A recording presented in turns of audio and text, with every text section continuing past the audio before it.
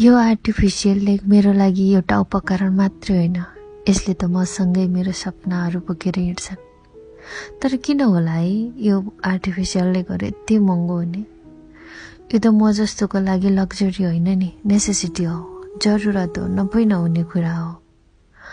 हुन त यसमा लाग्ने मेटेरियल्सहरू नै महँगो भएर होला, तर पनि मिडल क्लास फ्यामिलीहरूले त एफोर्ड गर्न नै धेरै गाह्रो पर्छ। कसैको लागि त यो अझै सपना बनेको छ। हुन त सस्तोमा नपाइने नै होइन, तर सस्तो भयो भने हिँड्न गाह्रो पर्छ, हिँड्नै सकिँदैन। त्यसैमाथि एडजस्टमेन्ट, रिपेयर, बारम्बारको खर्च, कति गाह्रो छ।